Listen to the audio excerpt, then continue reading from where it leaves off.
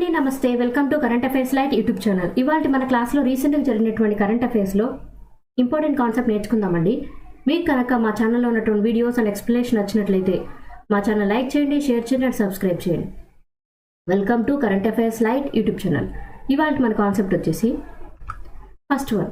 So ప్రపంచంలోకెల్లా అత్యంత పురాతనమైనటువంటి cave painting, అంటే గుహల్లో ఉండేటువంటి పెయింటింగ్ ఏదైతే ఉందో అది కనుగొనబడింది. ఇంతకుముందు ఇలాగే పురాతనమైనటువంటి పెయింటింగ్ ఏదైతే ఉందో అది కూడా ఇండోనేషియాలోనే బయటపడింది.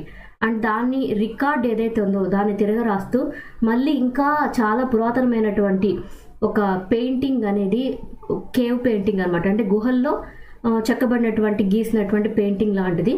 అది ఎక్కడ బయటపడిందంటే ఇండోనేషియా అనమాట. దీని గురించి తెలుసుకుందాం.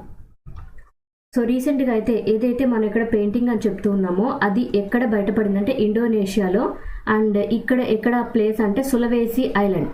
ఈ సులవేసి ఐలాండ్లో ఇండోనేషియాలో ఉంది. అక్కడ ఈ యొక్క ఫిగర్, అంటే ఇక్కడ ఒక పంది లాంటి ఆకారంతో ఉన్నటువంటి పెయింటింగ్ ఒకటి కేవ్ పెయింటింగ్ అనమాట. అంటే గోడల మీద ఆది మానవుడి టైంలో ఏ విధంగా అయితే పెయింటింగ్స్ వేసేవాళ్ళు అలా ఉండేటువంటి అడవి పంది తో ఉండేటువంటి పెయింటింగ్ ఒకటి. అండ్ దాంతోపాటు హ్యూమన్ లాగా, అంటే మనిషిలాగా ఉండేటువంటి ఒక విగ్రహం లాంటిది ఒక గోడ దొరకడం జరిగింది. ఇవి రెండు కూడా సున్నప్రాయి కేవ్ ఏదైతే ఉందో అక్కడ లభించాయి అన్నమాట. అండ్ ఇప్పుడు వరకు అయితే మనకి ఇంతకుముందు లభించింది కూడా ఇక్కడే లభించింది. అది 10,000 సంవత్సరాల క్రితంది అని భావించారనమాట. ఇలా టెస్ట్ చేసి చెప్తున్నారు 10,000 సంవత్సరాలు 51,000 సంవత్సరాలు అని ఎలా చెప్తున్నారంటే, మనకి ఎలా అయితే ఏదైనా జీవి ఎంత పురాతనమైనది అని ఎముకల్ని ఆధారంగా మన కార్బన్ డేటింగ్ మెథడ్తో చెప్తామో, అలాగే ఇలాంటి పెయింటింగ్స్ కానీ ఇలాంటివి లభించినప్పుడు అక్కడ లేజర్ అనాలిసిస్ అనేది చేస్తారు. అండ్ ఇక్కడ ఏం చెప్పాం, లైమ్ స్టోన్ కేవ్ అని చెప్పాం. సో లైమ్ స్టోన్ కేవ్ ఏదైతే ఉందో అక్కడ వాళ్ళు చేసినటువంటి టెస్ట్ ఏంటంటే కాల్షియం కార్బోనేట్ క్రిస్టల్ అనమాట. అక్కడ ఉన్నటువంటి లైమ్ స్టోన్కి ఈ టెస్ట్ చేయడం ద్వారా ఇప్పుడు కొత్తగా లభించినటువంటి ఆ పంది లాంటి ఫేస్ ఉండేటువంటి పెయింటింగ్ అయినా విగ్రహం అయినా ఎంత పురాతనమైంది అయి ఉండొచ్చు అని చెప్తున్నారంటే 51,200 సంవత్సరాల క్రితంది అని చెప్తున్నారనమాట. అసలు ఇలా ఎలా చేస్తారు? నార్మల్గా అయితే కార్బన్ డేటింగ్ మెథడ్ తోటి ఏదైనా విగ్రహం యొక్క టైం పీరియడ్ ఎప్పటికి చెందింది అనేది చెప్తుంటారు. బట్ ఇక్కడ ఇదేదైతే ఉందో ఇక్కడ ఉన్నటువంటి గుహ అనేది లైమ్ స్టోన్ కేవ్ అనమాట.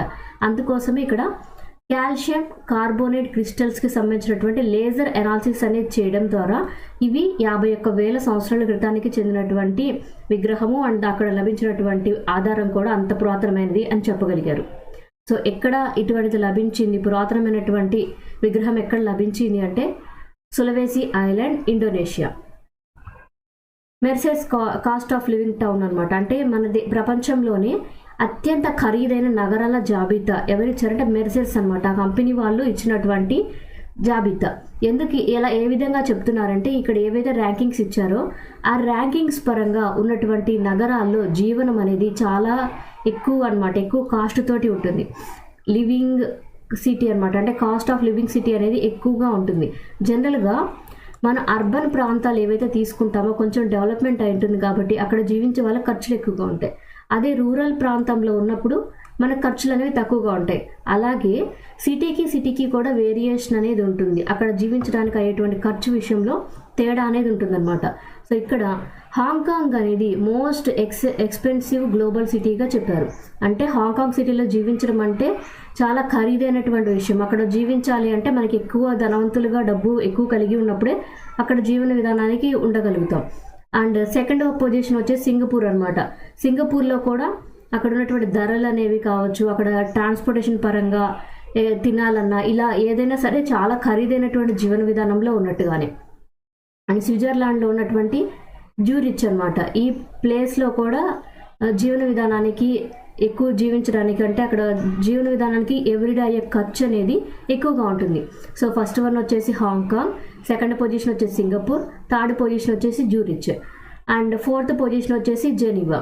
అండ్ ఇవన్నీ ఎక్కువ అమౌంట్ అనేది కావాలి ఆ నగరాల్లో జీవించాలంటే. అలాగే తక్కువ ఖర్చుతోటి జీవించగలిగేటువంటి నగరాలు, అంటే కాస్ట్ ఆఫ్ లివింగ్ అనేది చాలా తక్కువగా ఉన్నటువంటి ప్లేస్ అనమాట. ఎక్కడంటే Abuja, Nigeria, Lagos, Nigeria.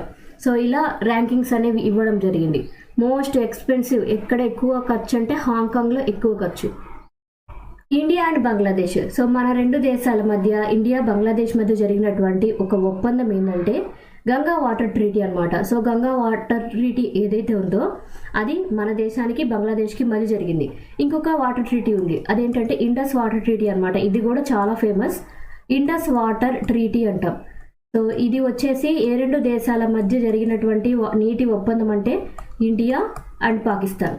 Indus water treaty ఏమో ఇండియా అండ్ పాకిస్తాన్కి, గంగా వాటర్ ట్రీటీ వచ్చేసి మన దేశానికి అండ్ బంగ్లాదేశ్కి మధ్య జరిగినటువంటి ఒప్పందం. సో ఇక్కడ గంగా నది ఏవైతే ఉందో అది పారేటప్పుడు ఎక్కువ వాటర్ని ఎవరు వినియోగించుకోవాలి, ఎవరు ఎంత వినియోగించుకోవాలని ఒక ఒప్పందం అనేది ఈ రెండు దేశాల మధ్య జరిగింది. అసలు ఈ యొక్క ట్రీటీ అంటే ఈ ఒప్పందం అనేది ఎప్పుడు స్టార్ట్ చేశారంటే 1996 టైంలో. అప్పుడు మన ప్రధానిగా ఉన్నటువంటి హెచ్డి దేవగౌడ గారు అండ్ బంగ్లాదేశ్కి అప్పుడు ఉన్నటువంటి షేక్ హసీనా గారు కలిసి ఈ యొక్క ఒప్పందం అనేది చేసుకున్నారు. సో ఇక్కడ ఏంటంటే 54 రివర్లు ఒకటి అయినటువంటి గంగా నది ఏదైతే ఉందో దాన్ని మన ఇండియా అండ్ బంగ్లాదేశ్ విభజించుకొని వాడుకోవాలి. సో ఎక్కువగా ఎవరు వాడుకోవాలి, ఎక్కువ తక్కువ ఎవరు వాడుకోవాలి అనేటువంటి విషయాల మీద గొడవ రాకుండా ఉండడం కోసమే ఈ విధంగా చేశారనమాట.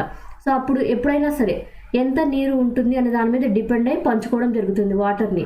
ఎంత అంటే 70,000 క్యూసెక్కుల నుంచి 75,000 క్యూసెక్కులు కనుక వాటర్ కనుక ఉంటే ఆ టైంలో బంగ్లాదేశ్కి ఎంత లభిస్తుందంటే 35,000 క్యూసెక్లు అనమాట.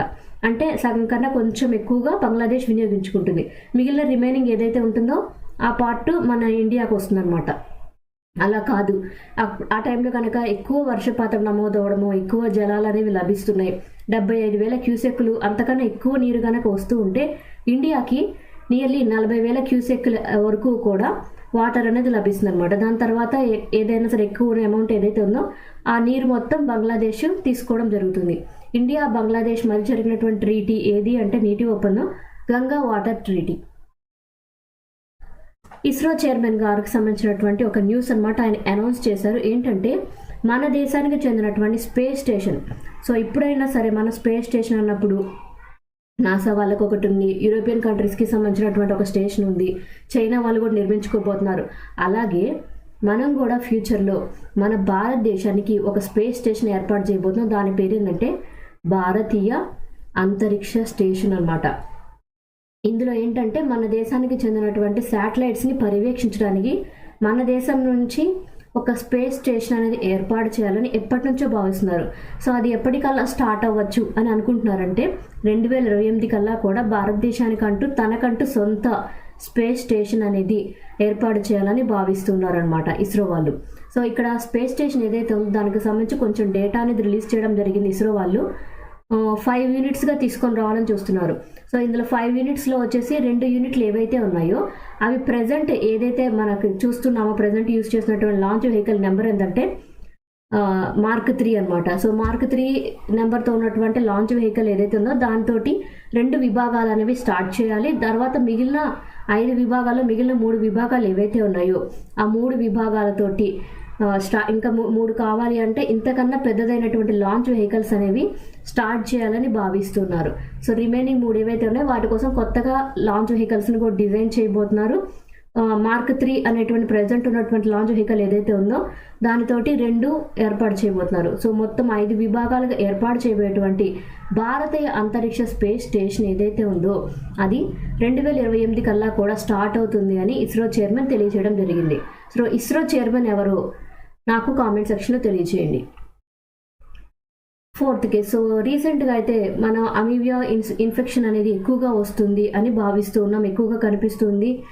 ఇది ఎలా ఉందంటే ఈ కేసెస్ కనుక ఐడెంటిఫై చేయలేకపోతున్నారు, బట్ చేసినప్పుడు మాత్రం అది చాలా ఎక్కువ అయిపోతుంది అనమాట. అంటే ఆ ఇన్ఫెక్షన్ అనేది కంప్లీట్గా ఎక్కువ అయిపోయినప్పుడే అది లక్షణాలు అనేవి బయటపడుతున్నాయి. దానివల్ల ఏంటంటే ఈ ఇన్ఫెక్షన్ వల్ల ప్రాణాపాయం అనేది ఎక్కువగా సంభవిస్తుంది. నియర్లీ ఒక 10 కేసులు వస్తే అందులో 9 కేసులు ప్రాణాపాయానికి వెళ్తున్నాయి అన్నమాట. అంటే ఎక్కువ మంది ఇది కనుక సోకితే, ఈ ఇన్ఫెక్షన్ కనుక బ్రెయిన్కి సోకితే వాళ్ళు ఖచ్చితంగా ప్రాణాలు కోల్పోతూ ఉన్నారు. అండ్ రీసెంట్గా అయితే కేరళలో ఒక 4th కేసు అనేది అబ్జర్వ్ చేయడం జరిగింది.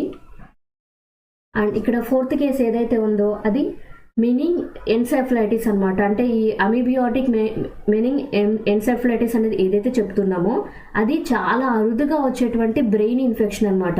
ఈ బ్రెయిన్ ఇన్ఫెక్షన్ ఏదైతే ఉందో అది జనరల్గా చాలా ఈజీగా ఉండేటువంటి వాటర్లు, అంటే మనం వాటర్లు కనుక ఏదైనా కలుషితాలు కనుక యాడ్ అయినప్పుడు అలా ఉండేటువంటి సిచ్యువేషన్లో కలుషితమైనటువంటి నీటి ద్వారా మనిషి యొక్క మెదడులోకి చేరుతుందన్నమాట.